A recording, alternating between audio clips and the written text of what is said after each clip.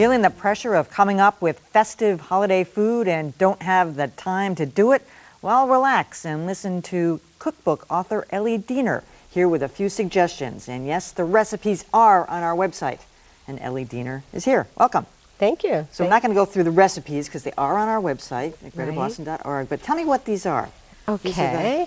Well, these are baked wontons, which are just simply wonton wrappers that have been cut in half on the diagonal and put on a sprayed cookie sheet, nonstick spray, and then we put nonstick spray on them again, and some Italian seasoning or oregano, whatever you like, and Parmesan or Romano cheese, and then they're baked. So that's an hors d'oeuvre. That's an hors d'oeuvre. That's just a straightforward. And it's very low in calories, too. Very low in calories. One of the only things. Yeah, because I'm looking at the rest of it thinking not so much. Right. These are also. Those are also made from wonton wrappers, and those are called cannoli, shortcut cannolis, and they're a dessert dip. So what I did with those was also cut them in half on the diagonal, and you may, this is just from me, the detail-oriented person, notice that little cute edge, that's using a pasta wheel. And then these are fried, so these are not healthy, but for the holidays, who cares, right? And then we sprinkle them with, after they're cooled with confection sugar. And then the dip is cannoli filling, which also tastes wonderful with fruit. And what's in the cannoli filling? It's confection sugar, ricotta cheese, and vanilla. I've never seen cannoli as a dip. That's a great idea. Yeah, and the fruit is really good in it too. And those are pistachio nuts, they recognize that. Yeah. And what else can you put on there? Oh, you could put colored sprinkles or orange rind, whatever suits your fancy. All right, and what do we have over here? That is pesto cheese spread, which I usually serve with crackers, but of course we had to dress it up a little for the holidays. So they're in little phyllo cups, which you can buy in the freezer section. Yeah, in the I just saw somebody serving chili in those the other day. Oh, wow. That was a bite-sized way of doing it. Bite-sized chili. Yeah, and then I put a little roasted red pepper on top. And what is in the filling? It's pesto sauce that you can either make yourself or you can buy and mix it with cream cheese. Really? Wait, I mean, because it's not really if you buy easy. it yourself, it's easy. But pesto, well, it's not hard. I like to make my own. And basil and all Me that. too. Yep. All right, I have to say those Christmas cookies are just gorgeous, and they're basically Thank you. butter and sugar, right? That's right. But the nice thing about those is that you make the recipe, shape it into 4 logs, and they can be frozen or refrigerated. Refrigerated for a few days or for frozen for a few months. And then just like the Pillsbury, you take them out, slice them and bake them, decorate them the way you want. And the advantage of them is that you can serve them plain, which I normally do during the year, or sprinkle them like this with colored sugar, or dip half in, or about a third in chocolate. How did you do that so perfectly? Dipping the... It takes a little practice, I guess. Yeah, I mean, it looks like it's a perfect half moon or a quarter moon, or... I guess. Well, that one's not too good over there.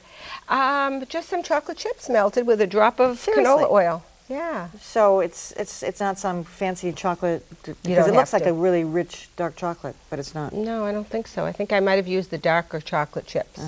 And then if you want to further gild the lily, you dunk it into these colored sprinkles or chopped pistachio nuts or chopped hazelnuts, whatever you like.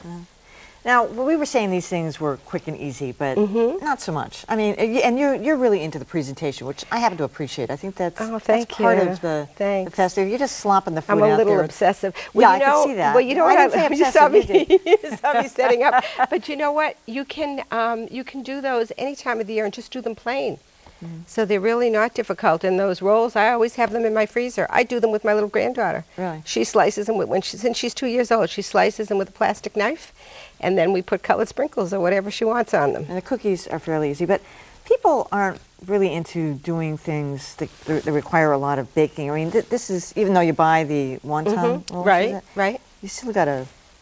It takes some time, and little. frying them. Yeah, but you know the other shortcut though is that you can buy things that you are already prepared, and just put a flower on them or a little bit of parsley. Just garnish it, and people will. You don't even have to tell them that you didn't make it. That to me is one of the best things, you know, because you eat with your eyes, I think, before you really eat with your mouth and taste. So if something looks good, instead of bringing it home from a place and serving it out of their containers, if you put it in your own pretty china or a pretty platter or something, right away it'll look beautiful and people won't know that you haven't. I notice here, like, for instance, you've had the gold tablecloth, but then you mix in the red and the red napkins. It really is all part in the doily underneath the cookies. it all adds to the... It did take a couple of sleepless nights, I have to tell you. Oh, great. Don't tell the people that. Seriously? I wanted to look perfect for the show. What about, you know, the big meals, though? I mean, people get obsessive, too, about having everything just so perfect. Are there... I don't think most people do anymore. You don't? At least none of my friends. My family does. But, I mean, there is no shortcut, though, if you want something to be, you know, done right. No, but the only thing I think it's how you organize things. I always sort of make a spreadsheet, and those who are listening who know my computer skills, I'm not too swift with it, but in terms of cooking, I can do a lot of things.